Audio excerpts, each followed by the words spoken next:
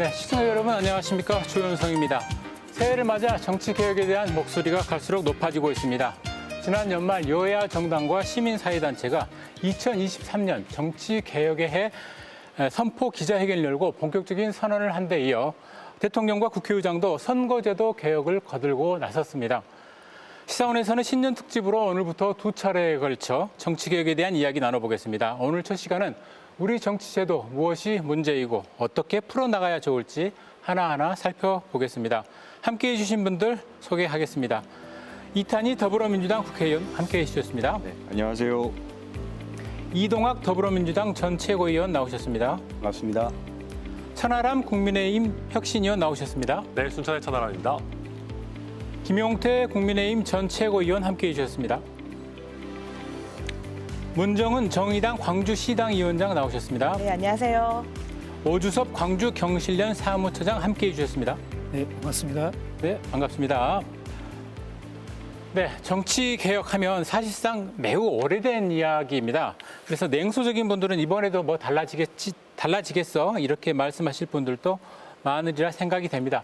그래도 손을 놓고 있을 수는 없겠죠. 그래서 먼저 모두 발언으로 내가 꿈꾸고 바라는 우리 정치의 어떤 변화된 모습을 한번 들어봤으면 좋겠습니다. 참석해 주신 분들 중에 물리적 나이가 가장 적은 우리 김용태 의원님부터 이야기를 해주시면 네, 좋겠습니다. 안녕하세요. 막내 김용태입니다. 저는 우리 정치가 오롯이 국민의 상식을 좀 대변했으면 좋겠습니다. 왜 여의도를 섬이라고 많이 표현을 하잖아요. 국민들의 생각과 상식과 좀 괴리되어 있는 것. 왜 정치인들이 저기만 가면 저럴까 많은 국민들께서 의아해 하시잖아요. 그것이 이제 뒤에서 말씀드린 정치 개혁하고도 연결되어 있을 텐데 상식을 대변할 수 있는 정치가 되었으면 좋겠습니다. 네, 좋습니다. 네, 천하람. 네. 저 사실 시사원 되게 자주 오는데 오늘은 네. 무슨 거의 대선 후보 토론회 같은 느낌이네요. 모두 발언도 특별히 예, 굉장히 멋있습니다. 네. 우선 그러니까 저는 뭐 큰 욕심은 없고요. 좀 구리지만 않았으면 좋겠다. 그러니까 지금 상식적이고 좋은 사람들이 정치에 들어가기보다는 어찌 보면 굉장히 틀에 박힌 지방 호족 같은 사람들만 잔뜩 정치에 들어갈 수밖에 없는 그런 여러 가지 제도적 한계들이 있거든요. 그래서 저는 이쯤 되면 그냥 전국 각지에 돌을 던져가지고 한 300명 정도 국회의원 뽑는 게 낫겠다라고 싶을 생각이 들 정도니까 이것보다는 조금 나아져야 되지 않겠습니까? 그래서 우리 국민 평균 300명보다는 조금 나은 정치를 했으면 좋겠다. 저는 그렇게 생각합니다. 네, 좋습니다. 네, 문정은 위원장께서 꿈꾸는 정치는 어떻습니까? 저는 지금의 대통령이나 또 우리 옆에 있는 국민의힘 그리고 민주당의 정치 동료들에게 박수를 쳐줄 수 있는 그런 정치를 꿈꿉니다. 사실 지금 우리 대통령께서 후보 시절에 약자와의 동행을 말씀하셨을 때 정말 멋지다, 정말 기대할 만하다라는 생각을 잠시 했었는데요. 그 뒤로 사실 이렇다 할 고민들을 이제 내어놓지 못하신 부분들을 보면서 좀 안타깝다는 생각을 많이 했습니다. 저는 국민들께 박수받고 또 서로 간에 박수 쳐줄 수 있는 그런 정치가 되기 위해서는 국민의 모습과 대단히 닮아 있는 그런 정치를 만드는 게 대단히 중요하다고 생각합니다. 네, 좋습니다. 오주섭 처장님도 사실 고군분투하고 있다고 저는 평가를 하고 말씀을 드리고 싶습니다. 어떤 정치를 꿈꾸고 있습니까? 제가 생각하는 우리 정치의 어떤 미래상은 여기에 계시는 청년 정치인들께서 날개를 활짝 펼 수 있는 정치가 됐으면 좋겠다. 그리고 또 장애인이나 여성, 또 사회 각계각층을 대변할 수 있는 분들이 정말 자유롭게 정치에 진입을 해서 자기의 소신껏 일할 수 있는 그런 상황이 됐으면 좋겠다 생각하고요. 유럽이나 어떤 캐나다처럼 정치 선진국들을 보면 30대, 40대의 장관, 총리들이 있지 않습니까?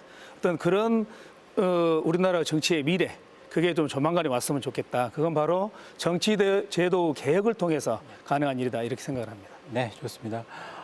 오늘 현역 의원분 중에 유일하게 우리 이탄희 의원님 저희가 모셨습니다. 네. 어떻습니까? 이 의원님께서 꿈꾸는 정치. 일단 여기 청년들 모이시는데 불러주셔서 너무 감사하고요.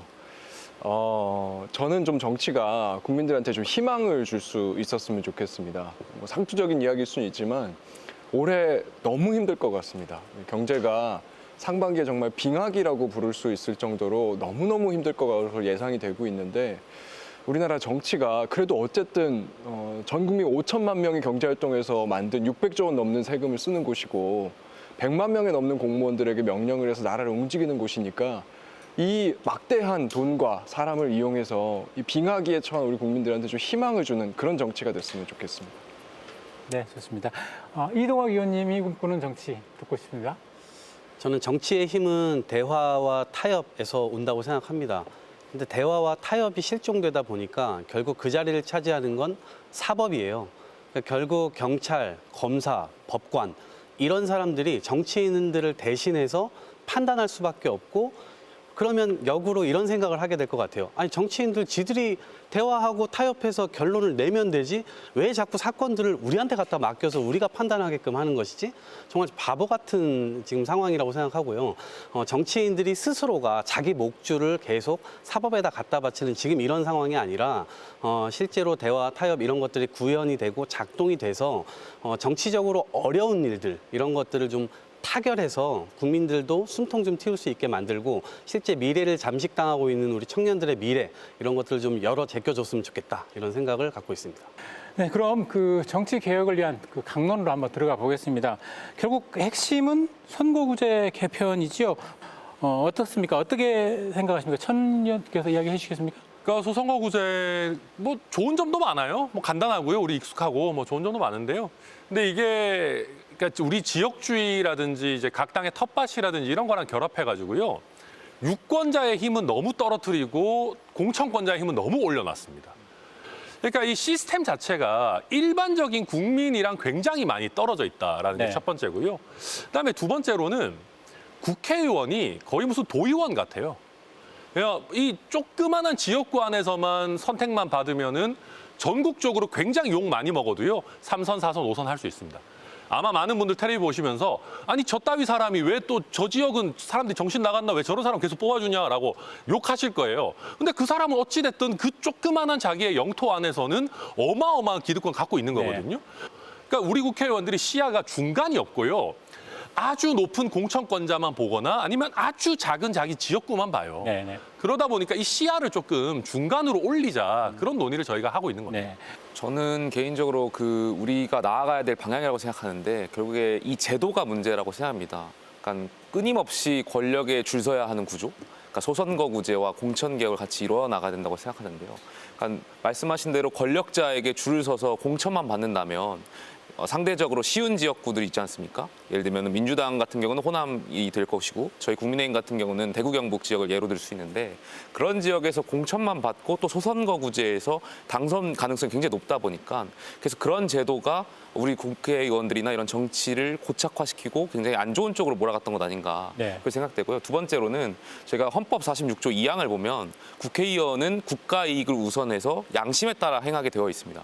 그런데 말씀하신 대로 국회의원분들이 어떤 처리할 때, 일을 처리할 때 어떤 국가 이익을 우선할까? 전 그렇게 생각하지 않거든요. 말씀하신 대로 소선거구제 이 지역에 국한되다 보니까 계속 이 지역의 시구의원들이 해도 되는 역할들을 국회의원들이 계속 하려고 하고 이런 부분들이 계속 국회의원들 역할을 축소시키는 것 아닌가 그런 생각을 합니다. 비슷하게 도의원 이야기한 거하고 비슷한 비유를 좀 들어주셨네요. 그래서 이제 네. 두 분 말씀에 공감을 하면서요. 실제로 이제 소선구제에서 국회의원들이 지역구를 일단 확보를 해서 당선이 되게 되면 그다음에 이제 되게 지방선거가 있잖아요. 2년 단위로 있기 때문에 그 광역의원과 기초의원, 그러니까 광주광역시 같으면은 시의원과 구의원들이 본인의 조직책이 돼서 이제 이 사람들의 공천권을 갖고 흔들면서 또 그 다음 선거를 또 노리게 되는 이런 악순환이 계속 반복되면서 결국은 기초부터 광역의원을 거쳐서 어떻게 보면 좀 큰 정치로 나가야 될 사람들이 거기에서 한두 번 하고 끝나버리는 정말 괜찮은 사람들은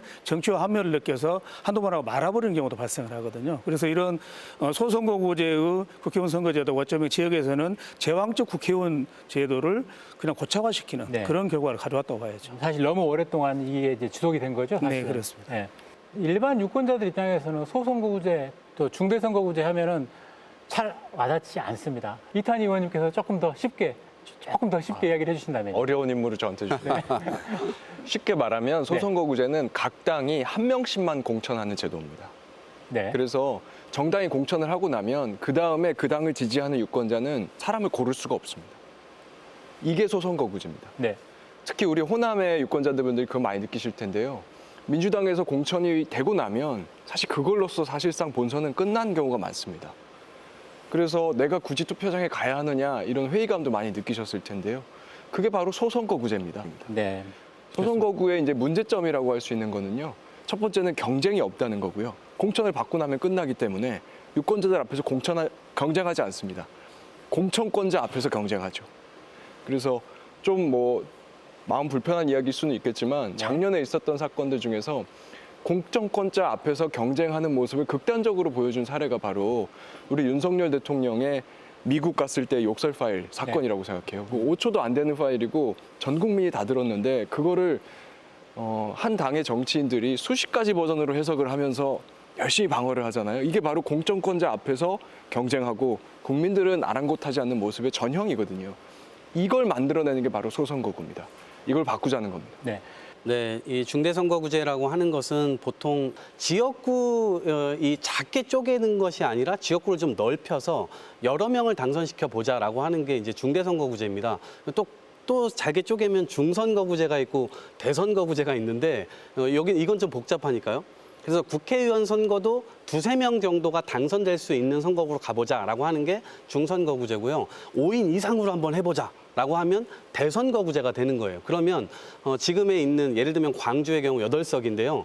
8석을 반으로 쪼개서 4명 당선시키는 것으로 해보자라고 쪼개면 이건 중대선거구제로 가게 되는 거죠. 그래서 이것은 각 정당에서 한 사람만 낼 때는 사실은 경쟁력이 가장 강력한 사람만 내야 되지만 이렇게 여러 사람을 내게 되면 실제로 다양한 사람들과 다양한 이슈를 가진 사람들을 공천할 수 있는 여력이 생깁니다.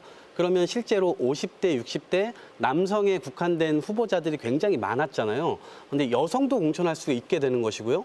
청년도 공천할 수가 있게 되는 거예요. 그래서 기회 측면에서 후보자들의 기회를 좀 더 확대시킨다라고 하는 장점이 있을 수 있습니다. 네, 좋습니다. 근데 이제 국회의원 선거 때마다 물갈이 공천도 있었고, 뭐 인재 영입도 사실은 계속 했지 않습니까? 각 정당들이. 근데 사실 우리 정치 크게 나아졌다라고 생각하시는 분들 별로 없지 않습니까? 그럼 사람보다는 제도의 문제였습니까? 어떻습니까? 이게? 네, 저는 그렇게 봅니다. 이거 약간 비유를 하자면은 저희가 이제 국그릇 자체가 썩었는데 자꾸 뭐 물만 새거 붓는다고 해가지고 우리가 그 국이 되게 맛있어지거나 하진 않지 않습니까? 네. 실제로 저희 당 같은 경우에는 지난 총선 기준 한 50% 정도 물갈이 했거든요. 민주당도 뭐 비슷하지만 약간 조금 더 낮게 물갈이하고 그러는데 보통 30~40% 이상씩 물갈이 합니다. 전 세계에서 초선 의원 비율이 이렇게 높은 나라가 거의 없거든요, 실제로. 네네네. 근데 초선 의원들 들어와가지고 우리 뭐 훌륭한 이탄희 의원 정도 빼고는 뭐 또 똑같이 이상하게 해요. 오히려 더 심하게 합니다. 막. 금방 변해요, 사람이. 네, 막 사람들이 저 사람 원래 저랬나 싶을 정도로 이게 왜냐하면 시스템 자체가 그렇게 갈 수밖에 없게 지금 만들어져 있거든요. 왜냐하면 재선해야 되는데 뭐 처음에야 운 좋게 뭐 전략 공천 받든 인재 영입 돼서 해서 들어왔는데 내 지역구 지켜야 되고 내 지역구 지키려면 또 공천권자한테 잘 보여야 되고 그러면 또 우리 당원들한테 잘 보여려면은 또 뭔가 극단적인 얘기도 좀 해야 되고 이게 막 이상하게 갈 수밖에 없는 시스템으로 지금 돼 있는 거예요. 그래서 저희가 말씀드리는 것도 만약에 한 지역구에서 한 3~4명 뽑는다 네. 치면은요. 금태섭 같은 사람들이 탈당을 안 해도 됩니다. 네. 예를 들면 공천 잘라? 아 그래 좋아. 그럼 나는 우리 유권자들한테 평가 받을게. 내가 1등을 하기는 어려울지 몰라도 3등, 4등 정도는 충분히 할 수 있어. 라고 생각을 하게 되면은 의원들도 좀 더 소신 있게 뭔가 이렇게 활동을 할 수 있게 되는 거죠. 그래서 저는 지금의 이 시스템 자체가 멀쩡한 사람도 들어가자마자 소신을 잃어버리게 하는 시스템이다. 그러니까 이쯤 되면 이 시스템 자체, 이 국그릇 자체를 한번 좀 깰 때가 됐다. 네. 저는 뭐 그렇게 보고 있습니다. 그런데 이제 또 시민들 입장에서는 또 갑자기 좀 궁금한 부분들이 갑자기 지금 올해 선거도 없는데 정치개혁이 갑자기 이슈가 되네? 뭐 이런 생각을 하시는 분들 많을 것 같습니다. 사실은 이제 2024년 총선이라고 하는 시간을 보았을 때 1년 전에 사실 어느 정도의 제도를 확정해야 되는 우리 그 법상의 약속들이 좀 있습니다. 이제 아이러니하게 한 번도 그 약속이 지켜진 바가 없는데요. 이번만큼은 우리 신진 정치인들이 그 약속을 한번 국민들께 드리면서 그 시간에 맞는 여러 가지 제도 개혁에 대한 네. 과정들을 좀 완수해보자. 그리고 나서 게임에 들어가자라고 하는 그런 상황들이라고 보시면 좋을 것 같고요. 그리고 사실 이제 정치인들 입장에서 선거를 바로 코앞에 두고 어떤 룰을 결정하는 일들은 대단히 이해관계 안에 놓이기 때문에 그 부분에 대해서도 좀 지금 주어진 시간들을 잘 활용해보자는 차원이라고 좀 이해해 주시면 좋을 것 같아요. 네네. 지금 저희가 지금 문정훈 위원장께서 말씀하신 대로 선거가 있기 1년 전에 선거구제 획정까지 돼야 됩니다. 네. 그러면 선거법이 개정돼야 되고 선거구제 확정까지 되려면 4월 10일 이전에 해야 돼요. 네. 그래서 시간이 사실은 우리가 내년에 선거를 두고 보면 굉장히 많이 남은 거 아니야? 이렇게 생각하시겠지만 사실은 지금 한 4개월 정도밖에 남지 않은 겁니다. 4개월도 아니고 100일 딱 남아있는 상황이에요. 네. 그래서 이 100일 동안 뭐 번개불에 콩 볶아 먹듯이 뭐 하자 이런 건 아니고요. 사실 논의는 굉장히 많이 숙성되어 이미 있습니다. 그래서 전문가들이 여러 가지 안들을 해내고 있고 지금 한국의 정치 문화 속에서 어떠한 제도가 좀 더 맞을 거냐 이러한 얘기들은 이미 그동안 수십 년간 이어져 왔기 때문에 그런 것이 뭐 시간이 꼭 없다 있다 이렇게 얘기할 수는 없을 것 같습니다. 네. 덧붙여서 말씀드리면 저희 국민의힘은 3월 달에 전당대회가 있습니다. 아, 예. 이 전당대회라고 하면 차기 국회의원 공천권을 갖고 있는 지도부를 선출하는 것인데 네. 여기에 당대표나 최고위원들에 출마하시는 분들께서 중대선거구제로의 개편에 대해서 각자의 의견을 이제 말씀하고 당원들께 약속을 드리는 기회가 있을 겁니다. 그래서 저는 지금이 굉장히 중요한 시기라고 생각합니다. 아, 네. 그런 측면에서 또 굉장히 그 시기적으로 좋은 타이밍이네요.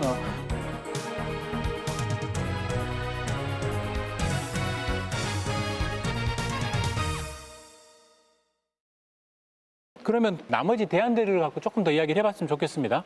이제 아무래도 국민의 모습과 가장 닮은 네. 그 의회를 구성하는 게 가장 필수적이라고 생각합니다.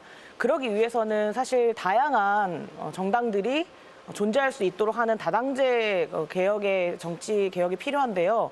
사실 지금까지 많은 유권자분들은 그 큰 두 정당 말고도 그 가운데서 좀 작은 정당들도 제 몫을 좀 할 수 있도록 여러 가지 원내 교섭단체 기준들을 좀 낮춘다거나 또는 3% 봉쇄 조항들을 좀 조정한다거나 하는 좀 오래된 정치 개혁의 과제들이 좀 있고요.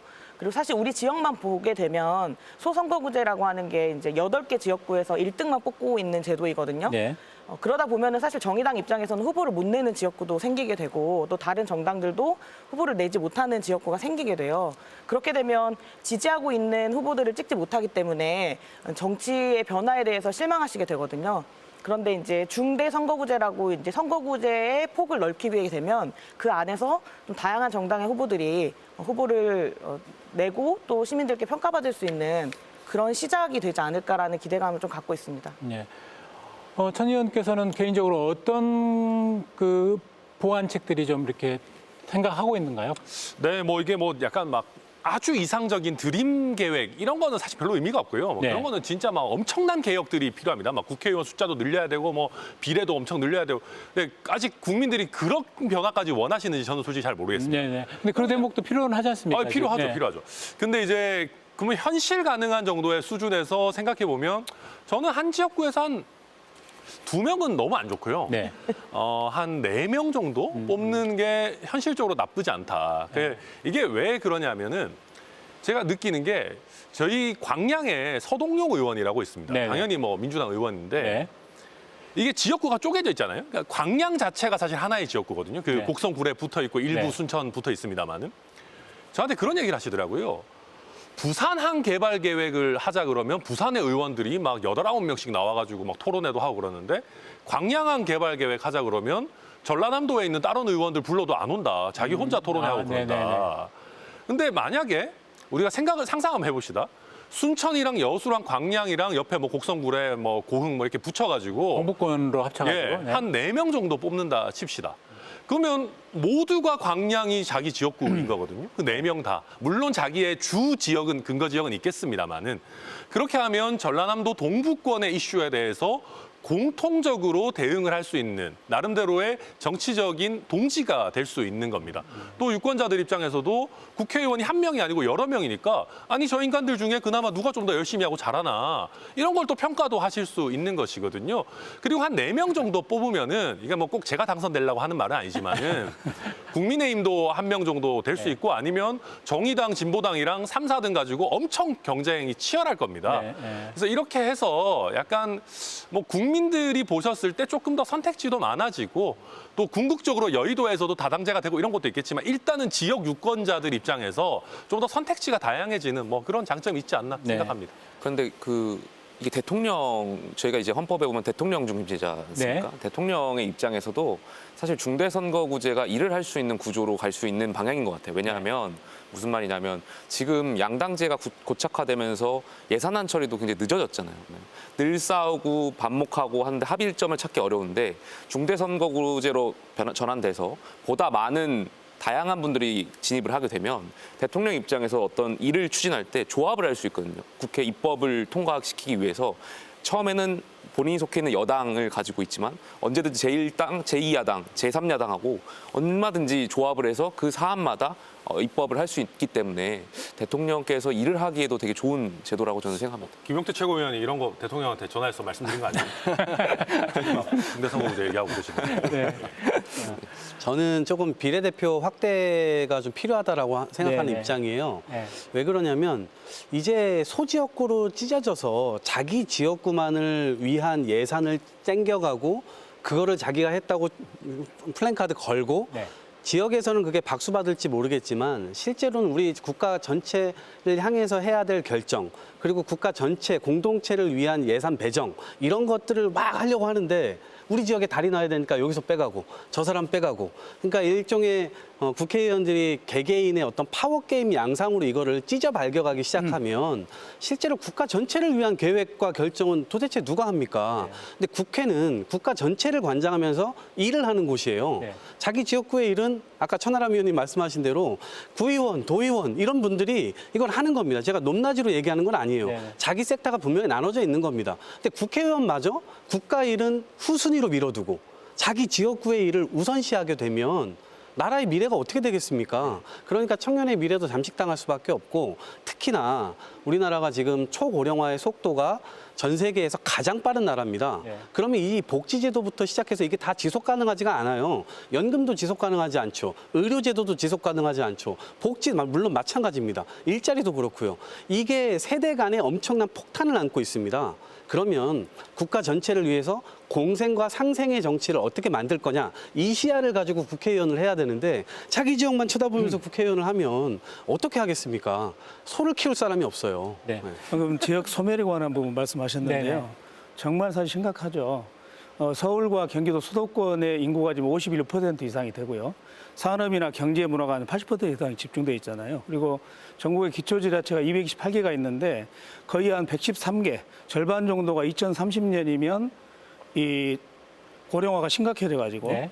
지역 소멸이 우려되거나 실제로 그럴 가능성이 높은 지역이 되고 있습니다. 근데 지금 윤석열 대통령이 들어서서 수도권 규제 완화가 국민의힘 국회의원들을 통해서 이루어지고 있어요. 이렇게 되면 결국은 국가 구성 요소가 국민 영토 주권인데 국민들이 사라지게 되면 국가가 존재를 않게 되잖아요. 그러니까 지역이 소멸되게 되면 자연스럽게 중앙도 인구가 줄어들고 소멸되게 되는데 이러한 문제에 대해서는 정말 초당적으로 내 지역구만 보지 말고 대한민국의 미래 그리고 우리 자손들의 미래를 위해서 정말 심각하게 고민해야 되는데 제가 전국적으로 지역 균형 발전이나 지방권 토론을 다녀보면 거기에 관심 갖는 국회의원들이 별로 없습니다. 심지어 지방의 국회의원들마저도 별로 관심이 없어요. 정말 답답한데 이런 부분들이 바로 방금 말씀하셨듯이 이런 정치도 개혁을 통해서 국정을 책임지는 분들이잖아요. 네. 지역구에서 소개하죠. 그래서 국가 정책에도 전반적으로 바라보고 할 수 있는 그런 어떤 제도 개혁이 됐으면 좋겠다 이 생각을 합니다. 저는 이 부분이 네. 호남 정치의 복원이라거나 강화를 주장하시는 분들에게도 희소식이 될 수 있을 거라고 보는데요. 네네. 사실 그 호남 정치의 열망의 핵심이라고 하는 거는 좀 이 거대한 담대한 어떤 변화에 앞장서는 그런 큰 정치를 기대하시는 바라고 생각을 하거든요. 네. 그러려면은 우리 정치인들이 이 소선거구라고 하는 아주 협소한 지역의 이익에만 국한돼서 일하지 않도록 그 문제 해결의 범위를 확장시켜주는 방식으로서의 제도 변화가 지금 너무 시급하다고 보고요. 이것은 지역 차원에서도 좀 큰 나랏일 볼 수 있는 좀 큰일하는 그런 정치인들로 만들어 나갈 수 있는 좋은 계기가 될 거라고 저는 자신합니다. 근데 국회의원들이 복지 예산이나 이런 거 안 챙기고 SOC 자기 지역구 예산 챙기는 것 그런 형태가 대표적인 거라 할 수 있겠죠? 네, 그래서 사실은 유권자들도 그런 부분들에 있어서 정말 이 국회의원이 시의원이나 구의원 정도 할 수 있는 일들을 자꾸 하는 거에 대해서는 나무려야 됩니다. 근데 유권자들마저도 왜 국회의원이 우리 지역에 모여야 되는데 1억 중앙에서 예산 안 가져오는데 이렇게 하게 되면 네. 그것도 문제가 있는 거죠. 네. 그래서 정치가 바뀌려고 하면 유권자들도 더 바뀌는 부분들이 필요합니다. 예. 그렇죠. 유권자들이 요구를 하면 안 되죠. 그런 것들을. 예. 아니 근데 SOC 예산도 중요하죠. 예. 중요한데, 그러니까 저는 그런 겁니다. 그러니까 우리가 지금 지역구 사이즈가 보통 한 20만 남짓입니다. 네.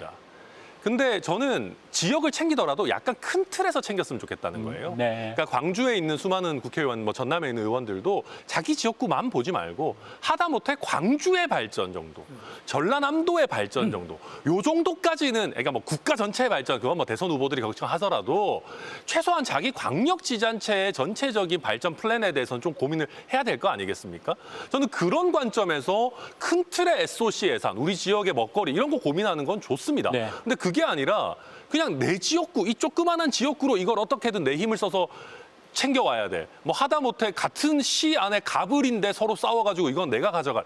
이렇게 가면 안 된다라는 거죠. 근데 지금 선거 제도 자체가 그런 문제고 또 하나는 지금 20만 정도 지역구잖아요. 구린 사람도 조직 관리만 잘하면 계속 할 수 있습니다. 네. 조직 관리를 할 수 있는 사이즈예요. 근데 만약에 선거구가 80만, 100만이 된다라고 치면은요. 그게 조직 관리를 해서 이게 과연 가능한 문제냐.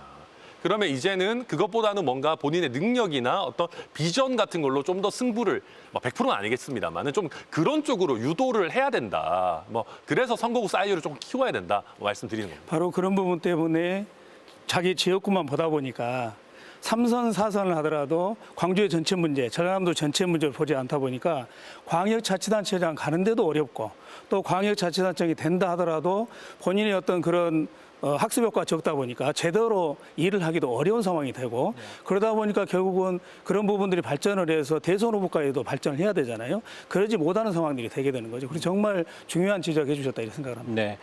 민주당 독식의 광주 전남뿐만이 아니고 수도권도 사실은 비슷합니까? 어떻습니까? 그거는 우리 수도권은 더 심하죠. 더 심합니까? 그게? 인구 집중이 강하다 보니까 네. 행정구역보다 국회의원 선거구가 훨씬 더 작습니다. 네, 그렇죠. 예를 네, 들면 네. 우리 강남 3구 이렇게 부르잖아요. 강남 3구에 배정된 국회의원 지역구가 9개입니다. 강남 3구는 하나의 생활권인데요. 그걸 9개로 다 쪼개놨어요. 그래서 한 학교에 다니는 학부모들인데 지역구가 가불병 다 다른 곳도 있어요. 이런 정도로 쪼개놓다 보니까 그 하나의 생활권, 하나의 생명권의 공통의 이슈를 그 이슈 그대로 다루지를 못하고 쪼개서 자기 지역의 앞에서 어떻게 이익이 될까 이걸로 분해해가지고 다루게 됩니다. 그러면 이제 이슈가 제대로 안 다뤄주는 거죠. 그런 상황들이 수도권은 더 심각합니다. 네. 소선거구제의 어떤 이제 폐해 부분은 이제 충분히 이제 이야기를 한 것 같고요. 그렇다면 이제 중대선거구제가 일단 가장 일단 대안의 어떤 근간으로 지금 그 핵심으로 지금 떠올랐는데 거기에 따른 뭐 부작용 또는 단점도 있지 않습니까? 단점은 있을 것 같은데 거기에 대해서는 어떻게 이야기를 하시겠습니까? 방금 이야기했었던 그 장점들의 네. 이제 이면이 단점으로 작동할 수 네, 있는 네, 부분이 네. 있는데요. 가장 핵심은 후보들이 많이 이제 나타나게 되고 또 선택권이 많이 보장되는 것만큼 그 후보 난립에 대한 고민들이 좀 있고요. 네. 그리고 이제 가장 핵심적인 거는 1등을 하는 후보, 2등을 하는 후보, 이제 4등까지 이제 당선이 되는 중선거구 기준에서는 네. 1등이 받은 득표와 4등이 받은 득표 간의 차이가 있을 텐데 네. 그럼 1등은 이만큼 받고 4등은 이만큼 받았는데 같은 국회의원으로서의 권한을 부여하는 게 맞을까? 또는 대선거구제였을 경우에는 1등과 8등의 격차가 이제 존재할 수 있을 텐데 그걸 또 같은 국회의원의 권한과 지위를 부여할 수 있을까? 이런 고민들이 이제 제출되고 있는 것입니다. 네네. 인구수가 적은 농촌 지역이 많은 곳의 특성상 중대선거구제가 좀 취약할 수 있다. 이런 우려도 좀 있거든요. 거기에 대해서는 어떻게 이야기하시겠습니까? 네. 그게 이제 사실은 굉장히 큰 문제예요. 그래서 이제 이탄희 의원님 같은 경우도 이게 도농을 약간 분리해서 시작해보면 어떻겠냐라는 생각도 뭐 갖고 계시고 그런 생각 갖고 계신 분들 많이 있으시거든요. 네네네. 그러니까 저희가 하게 되면 전남 같은 경우는 거의 뭐 전남 서부권, 동부권 정도 나눠야 됩니다. 근데 그렇게 하게 되면은 이 유권자들이 좀 서운해하세요. 네네. 옛날 같으면 우리 동네 국회의원이나 나랑 친하고 뭐 행사한다 그러면 전화하면 막 오기도 하고 뭐 결혼식에도 오고 뭐 술 한잔도 하고 이랬는데 너무 권역이 넓어지면 이거 좀 그러니까 그런 것들이 일단 좀 있는 겁니다. 그리고 실제로 이 생활권이라는 게 좀 분리가 되어 있기 때문에 또 범위도 굉장히 넓고요. 그래서 저도 만약에 한다라고 한다면은 어떤 광역시라든지 아니면 조금 더 넓게 봐서 뭐 100만 이상의 도시라든지 네. 아니면 이제 제 사익을 추구해서 뭐 순천, 여수, 광양 정도의 어떤 뭐 이제 그 약간 도시권이라든지 이렇게 해야 되고 군 단위 지역들의 바로 중대선거구제를 뭐 당장 내년에 시행하기는 조금 쉽지 않은 면들이 있지 않나. 그거는 유권자들을 좀 설득해 나가야 되는 과정이다. 그렇게 보고 있습니다. 그런데 기술- 인구는 지금 계속 빠져나가고 있잖아요. 네. 그러니까 이 소선거구제가 지금도 3개, 4개 지자체를 엮어가지고 국회의원 선거구 하나를 만드는데 5개, 6개, 7개 계속 늘어갈 겁니다. 인구가 빠지니까요. 그러니까 이것이 일단 지속 가능한 제도가 아니라는 데에 대해서는 우리가 공감대가 좀 형성되어야 될 것 같고, 그렇다면 차제에 이러한 문제들을 어떻게 해결할 거냐 이 얘기를 해야 되는 거예요. 왜냐하면 지금 이거를 농촌은 그냥 소선거구제로 두고 여기는 그냥 대선거구제, 뭐 중선거구제 이렇게 가자라고 할 때도 여전히 문제는 남는 거예요. 네. 거기에 대해서는 의원님은 어떤 생각을 갖고 있는지 궁금합니다. 아니 같은 저도 문제의식을 가지고 있고 좀 다른 얘기를 잠깐 들으려고 언뜻 생각이 나서 네네. 이거는 뭐 제도 자체에 대한 얘기는 아니지만 네. 저희 이제 민주당 지지자들께서는 이런 이야기를 하실 수 있어요. 네. 2024년 총선이 다가오는데 2024년 총선은 윤석열 정부에 대한 심판을 해야 되는 선거인데 네. 소선거구 하에서 확실히 당부를 갈라야지 중선거구, 대선거구 아니면 전국구 비례 이렇게 가면 흩어지는 거 아니냐. 네. 그런데 저는 이렇게 말씀드리고 싶어요. 소선거구는요, 작게 이기는 제도고요. 네. 대선거구는 크게 이기는 제도입니다. 작게 심판하는 제도고요, 소선거구는. 크게 심판하는 제도가 대선거구입니다. 무슨 말씀이냐면 어떤 정부를 심판하고자 할 때 소선거구는 반사 이익으로서 승리하는 제도예요. 상대방이 못하면 그냥 이기는 제도입니다. 누워서 그냥 감 떨어지면 먹는 거예요. 네. 대선거구나 전국구 비례는 우리가 잘해야 이기는 선거입니다. 우리가 잘해서 심판하는 선거예요. 그런데 남이 못해서 반사이익 보서 심판하는 구조로는 계속 제자리를 맴돌 수밖에 없습니다. 2024년이 대한민국 마지막 선거인가요? 그렇지 않습니다. 2024년이 누군가 심판받는다. 그러면 2027년 또 대선입니다. 그럼 또 누군가 심판받겠죠. 2028년은 또 총선입니다. 그때 또 누군가 심판하겠죠. 이렇게 왔다 갔다 하다가 제자리에 맴도는 이런 소선거구 말고 크게 심판하는 제도를 도입해서 큰 물에서 놀자. 그래서 내가 잘해서 이기는 구조를 만들면 왔다 갔다 하더라도 계속 앞으로 전진하지 않겠습니까, 대한민국이. 그런 제도라는 걸 꼭 말씀을 드리고 싶습니다. 사실 굉장히 미묘한 부분인데 먼저 이야기를 해주셨어요. 사실 손익계산서 이야기가 벌써부터 나오더라고요. 기사들에서도 뭐 수도권에서 뭐 국민의 여권이 좀 더 유리하지 않겠나. 손익계산서. 근데 그런 생각 일단 접어두고 좀 생각하자는 거죠. 제도 개편에 대해서는. 저는 유권자들한테 맡겨야 된다고 생각합니다. 결국은 모든 것들은 유권자들이 결정하도록 하는 게 좋은 선거제도예요. 네네. 선거라고 하는 게 승패가 있을 수밖에 없기 때문에 네. 그거 우리가 부정할 수는 없죠. 낭만적인 얘기만 할 수는 없습니다. 그러나 그 승패를 가르는 것이 국민들일 때, 그리고 사표가 덜 발생해서 버리고 가는 국민들이 없을 때, 그래서 그 승리가 모든 국민들의 승리가 될 때, 그게 좋은 선거제도라는 겁니다. 지난 지방선거 때 이제 지방의회 차원에서의 어떤 비례대표회가 나왔었는데 조금 전에 이동학 의원께서 이야기를 해주셨지 않습니까? 중대선거구제의 또 다른 대안으로 어떤 비례대표제를 확대하는 그런 의견들도 있지 않습니까? 거기에 대해서 조금 더 이야기를 해주시면 어떨까 싶습니다. 그러니까 이거는 이제 국민의힘 차원에서는 아마 이거는 비례는 네. 정당에서 공천을 하기 때문에, 그리고 그 정당 공천이 밀실이다. 그리고 사실 어떤 기준인지 모르겠다. 후보를 정당에서 내고 정당 표를 가지고 사실 거저먹는 제도 이렇게 생각을 하시는 경향이 좀 있는 것 같습니다. 네. 그래 왔던 측면들도 분명히 있는데요. 근데 이거를 좀 더 투명화하는 과정은 좀 필요하다고 생각해요. 그래서 실제 민심도 반영할 수 있고 당심도 반영할 수 있고, 그래서 이 제도를 좀 투명하게 해서 실제로 정당이 국민들의 지지를 받는 만큼 후보자의 의석수를 좀 만들어내는 건데, 앞으로 저는 이러한 시야를 좀 넓은 이른바 지역구로 따지면 대한민국 전체가 내 지역구인 거예요. 그래서 그 지역구라는 일념을 가지고 의정활동을 할 수 있는 사람들, 이렇게 만들어낼 수 있는 제도이기 때문에 이 제도를 지금의 수준에서는 좀 더 획기적으로 높이는 것이 필요하다라는 생각입니다. 의원 정수 부분도 굉장히 사실은 중요한 부분인데 조금 전에 워낙 인식이 안 좋아서 좀 현실적으로 어렵다고 했는데 어떻습니까? 우리 수장님께서는? 저는 권역별 비례대표제를 도입을 하려면 네. 이제 지역구와 비례 비율을 2대1 정도 유지하는데 네. 최소한도 의원 정수를 10% 정도는 늘려야 된다 이상을 네. 이렇게 생각합니다. 근데 이제 국민들께서는 그렇지 않아도 국회의원들 하는 일 없는데 네. 또 숫자까지 늘리냐 이런 비판이 지금까지 있어왔고 앞으로도 있을 수 있는데 의원 정수를 늘리지 않으면 지역구 의원들이 절대로 포기하지 않았기 때문에 이 제도 개혁을 이루기가 어렵거든요. 그래서 저는 일단은 재정 중립이라고 하는 전제하에 그러니까 국회의원 수는 늘어나더라도 전체 비용은 그대로 두는 상태에서 네네. 의원 정수를 최소한 10% 이상 늘릴 필요가 있다 이렇게 생각을 합니다. 그래서 저는 비례대표 정수 확대라든지 뭐 의원 정수 확대라든지 이러한 부분은 중대선거구제의 논의를 좀 흐리는 부분이라고 생각해요. 아, 그러니까 국민들께서 보시기에 예. 그러니까 여러 가지의 정치개혁 아젠다 한 번에 나오면 국민들께서 또 국회의원분들 밥그릇 싸움 하는구나, 그럴까요? 이해관계 득실 싸움 하는구나 이렇게 생각하실 것 같고요. 저는 우리가 하나의 딱 포인트를 정해서 중대선거구제면 중대선거구제 이렇게 해서 좀 국민들께 설득하고 이해를 구하는 게 먼저가 돼야 되지 않나 생각합니다.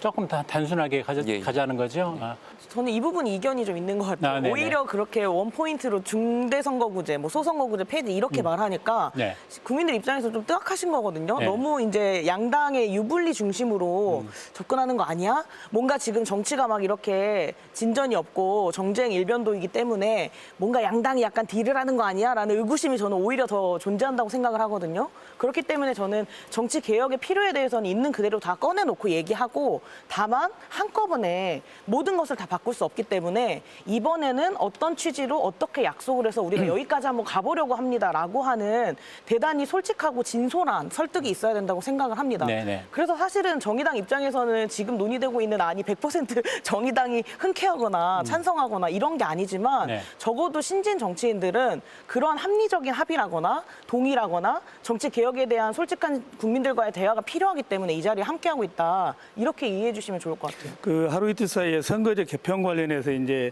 주요한 발언들이 나왔잖아요. 네. 윤석열 대통령께서 중대선거구제로 대표성을 강화 검토해야 된다. 그러니까 김진표 국회의장께서 국회 전원위 회의를 열어서 기한 내 선거제 개편할 것.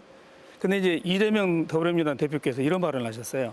중도 선거구제 장단점이 있다. 네. 당내 의견을 모아야 된다. 조호영 국민의힘 원내대표께서 의총을 열어서 선거제 개편 의견을 빠른 시일 내에 수렴하겠다. 네, 네. 이런 어떤 미묘한 변화들이 있기 때문에 벌써 저는 거대 기득권 양당인 더불어민주당과 국민의힘이 이런 어떤 미묘한 차이들을 가지고 선거제도 개혁에서 뭔가 다른 조금 이 표현들을 갖고 가지 않느냐라는 좀 의구심이 들어서 네. 좀 이번에야말로 좀 양대 정당이 조금 내려놓고 우리 국민들을 위해서 대한민국을 위해서 그리고 이런 다당제가 활성화돼서 정치가 활성화되고 경쟁 관계가 돼야 양당도 살거든요. 네. 그렇지 않으면 다 죽어요. 그래서 이런 부분들은 조금 너무 미묘하게 그런 부분들을 가져가지 않았으면 좋겠다 이런 네. 생각을 합니다. 제가 첨언을 드리면 절대적으로 저도 동의를 하면서 그래서 지금 국회 내에 있는 국회의원들 300명이 동의할 수 있는 하나의 안을 만들려고 시간을 많이 허비하지 말라는 겁니다. 저는. 네네. 빨리 각 당이 자기 나름대로 진심을 담은 안을 국민들한테 있는 그대로 제시를 해서 국민들이 결정을 할 수 있도록 해라. 그렇게 좀 흘러갔으면 좋겠습니다. 그리고 아까 의원 정수 이야기도 나왔는데 이게 참 어려운 문제입니다. 저는 보면 순서가 있다고 생각해요. 네. 지금 국민들께서 국회의원들이 내 대표가 아니라고 느끼고 있기 때문에 내 대표가 아니고 세금만 가져가는 사람은 왜 늘려야 되느냐 이렇게 느끼고 있는 거잖아요. 그래서 이게 지금 선거제도로 바꾸면 당신들이 대표가 됩니다. 당신들의 문제를 제대로 다룰 겁니다. 문제를 해결할 겁니다. 라는 믿음을 사실 줘야 돼요. 그런 면에서도 순서를 가지고 보자면 의원 정수 얘기를 앞에서 이야기하기가 어렵기 때문에 이게 좀 어려운 거고요. 실제로 의원 정수 이야기를 하기는 해야 됩니다. 그런데 그 방식은 우리가 먼저 국회의원들이 먼저 하는 방식이 돼서는 안 되고요. 국민들한테 맡겨서 국민들이 선택을 해나가는 과정 속에서 마지막에 필요하다고 하면 이번에는 어디까지 국민들께서 말씀하실 수 있도록 해야 된다고 생각합니다. 네, 좋습니다.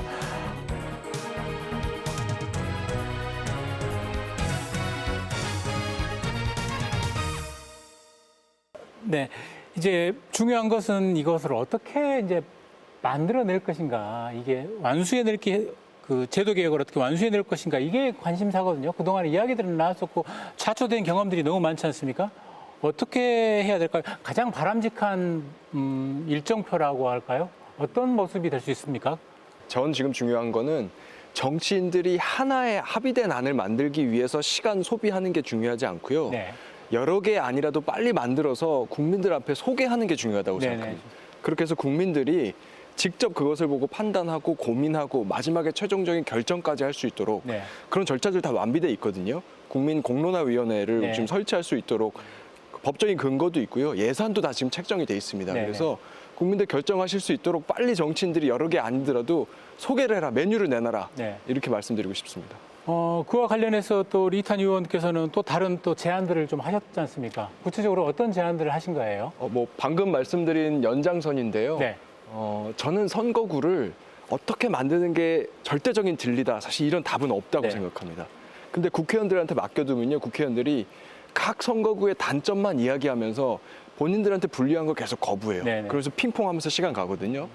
대표적인 게 예를 들어서 대선거구 하면 할수록 3선 이상한테 유리하다라고 재선들이 공격하고요. 네. 소선거구는 재선 국회의원들의 기득권이다라고 하면서 3선 이상이 공격해요. 그럼 그렇게 하다 그냥 시간 다 가는 거예요. 네. 이렇게 하지 말고 국민들이 결정을 할 수 있도록 국민공론화위원회라는 걸 만들어서 국민공론화위원회 회부를 하자라고 하는 주장을 제가 하고 있고요. 거기에서 결정되는 안을 가지고 구체적인 실무는 선거구 획정위원회가 지금 국회에 구성이 돼 있습니다. 네. 전문가들로 구성이 돼 있습니다. 이 획정위원회에서 안을 완성을 하면 된다. 그걸 본회의에 붙여서 바로 표결하자. 이렇게 주장하고 있습니다. 잘못하면 이제 뭉개기가 되고 그럴 수 있기 때문에 그런 제안을 좀 해주시는 거네요. 네. 일단 유권자들, 국민들의 의식도 조금 더 관심을 좀 가질 필요는 있겠죠. 어떻습니까? 네, 그렇습니다. 이렇게 정치가 지금 사실은 정치가 국민들의 삶을 어려만져주고 좀 걱정을 해야 되는데 국민들이 오히려 정치를 걱정하는 이런 상황이 지금 와버렸잖아요. 이런 상황이라 하더라도 어쩔 수 없이 또 국민들이 나서서 우리 정치권이 이러한 제도 개혁을 할 수 있도록 더 좀 목소리도 높이고 네. 또 때로는 압박도 하고 때로는 지역의 국회의원들한테 호소도 하고 이런 상황들이 좀 돼야 될 것 같고요. 저희 이제 경실련에서도 작년 연말에 국회 앞에서 기자회견도 하고 정치개혁 5대 과제도 또 발표도 했고 또 정치개혁 국회 특위위원장이 남인순 위원장한테 가서 전달도 하고 국회에서 논의되고 있는 그런 정치개혁의 방향에 대해서도 의견을 제출했거든요. 네. 그래서 이런 시민사회단체나 국민들이 다 같이 좀 관심을 가져야 올해 4월 10일 안에 좀 정치개혁의 제도들이 어느 정도는 좀 이루어지지 않을까 이렇게 생각을 합니다. 네. 모쪼록 뭐 한마음 한뜻이 될 필요가 있는 거죠. 네, 그렇습니다. 생각을 해보면 아까 말씀드린 대로 4월 10일 이전에 법을 국회가 지켜야 된다라고 하는 원칙, 요거는 누구든지 지켜야 된다라는 생각을 좀 해야 되는 것 같고요. 저희들 차원에서 할 수 있는 건 이 법을 좀 지켜라라고 네. 하는 거하고 두 번째로는 국회의원들에게만 이 권한을 갖게 하면 이건 사실 이해 충돌일 수도 있습니다. 그러니까 왜냐하면 자기한테 관련되어 있는 이해관계 당사자인 사람이 이 내용을 다뤄서 결국 유불리를 또 판단하게 될 것 아니겠습니까? 그러면 결국 또 뒤로 미뤄지게 되고 뭔가 결정되는 것이 흔쾌하게 되지 않고 그러니까 그것들을 좀 방지하기 위해서라도 사실 공론화위원회나 선거구 획정위원회나 이런 정확하게 되어 있는 위원회 차원에서 결정을 하고 국회의원들은 그것을 수용하는 방식으로 해야 되지 않을까. 저희들은 그것을 좀 압박하는 그런 활동들을 좀 열심히 해야 되는 것이 아닌가 싶습니다. 네. 역시 시민단체의 목도 굉장히 중요할 듯 싶습니다. 이번에 특히. 네. 네, 그렇습니다. 저희가 그동안 이제 시민사회단체들이 정치개혁 전국행동 이쪽에 있었고요. 그리고 선거철 앞두고서 이제 지역별로 이렇게 정치개혁, 광주연대 이런 통해서 이제 활동들을 해왔는데요.